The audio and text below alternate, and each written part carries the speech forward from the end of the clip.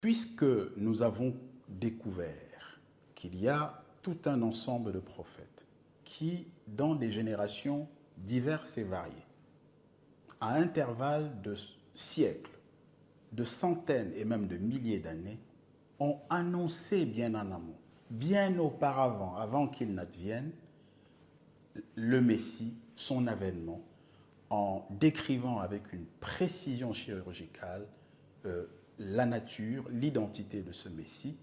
Nous avons donc à cet instant-ci l'obligation de faire preuve de cohérence et de rigueur en disant la chose suivante en termes de méthodologie. Nous avons l'obligation, conformément à Josué chapitre 1 verset 8, qui dit de méditer la parole, de la scruter jour et nuit, conformément à 1 Pierre chapitre 1 verset 10, qui prescrit là aussi d'en devenir chercheurs et investigateurs, comme les prophètes l'ont fait, 1 Pierre 1, 10, ou encore même Actes chapitre 17, verset 11, qui nous dit que quelle que soit la personne de laquelle nous écoutons et lisons quelque chose qu'on dirait conforme aux Écritures ou au venir de Dieu, nous avons chacun individuellement la responsabilité de vérifier, de contrôler, d'examiner la conformité aux Écritures. Dans ces conditions, quelle est la méthodologie que nous avons suivie? La méthodologie a consisté en 2 étapes. Mais si nous disons qu'elle est rigoureuse, ce n'est pas de façon pompeuse. C'est parce qu'elle est basée, ancrée dans un fondement biblique. Et je vais vous en citer 2 parmi les plus solides d'entre eux. C'est 1 Jean 4, verset 1. Que dit ce texte? Il dit la chose suivante. N'ajoutez pas foi à tout esprit. Bien au contraire, éprouvez tous les esprits pour savoir s'ils sont de Dieu. N'ajoutez pas foi à tout esprit, éprouvez tout esprit pour savoir s'ils sont de Dieu. Tous les esprits ne sont donc pas de Dieu, et le travail d'éprouver, de discerner, de tester, de crash-tester relève de la responsabilité de chacun d'entre nous. Voilà ce qui est écrit dans 1 Jean 4, 1. Le deuxième fondement biblique de ce qui va être notre méthodologie, je vais l'énoncer tantôt, c'est 2 Timothée chapitre 2, verset 5, qui dit la chose suivante. L'athlète n'est pas couronné s'il n'a pas combattu selon les règles. L'athlète n'est pas couronné s'il n'a pas combattu selon les règles. Lorsqu'on nous parle des règles, cela veut évoquer un référentiel, une norme.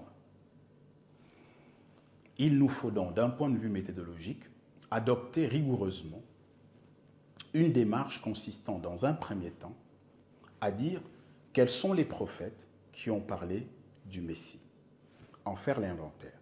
Puis quelles sont les prophéties messianiques, en faire également la cartographie.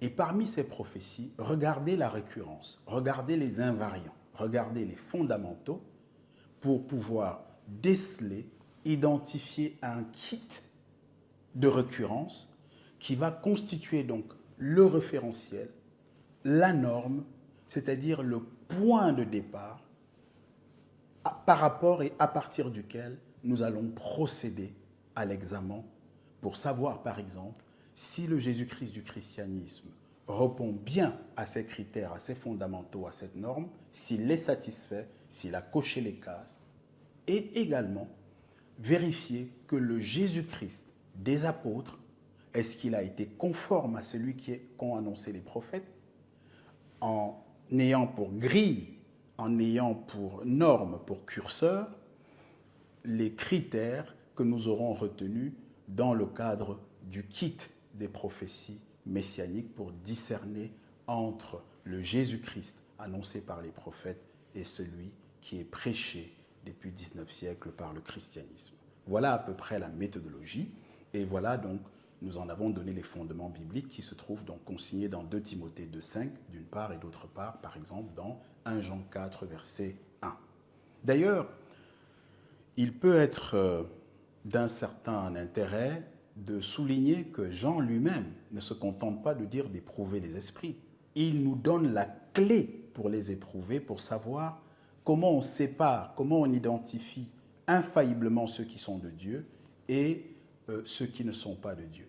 Il dit au verset 2 de 1 Jean 4, il dit « À ceci, vous connaîtrez l'Esprit qui est de Dieu. C'est tout esprit qui confesse que Jésus-Christ est venu en chair et de Dieu. » Verset 3 de 1 Jean 4, « Tout esprit qui ne confesse pas que Jésus-Christ est venu en chair n'est pas de Dieu. » C'est péremptoire, c'est rédhibitoire, c'est définitif, c'est clair, net et précis.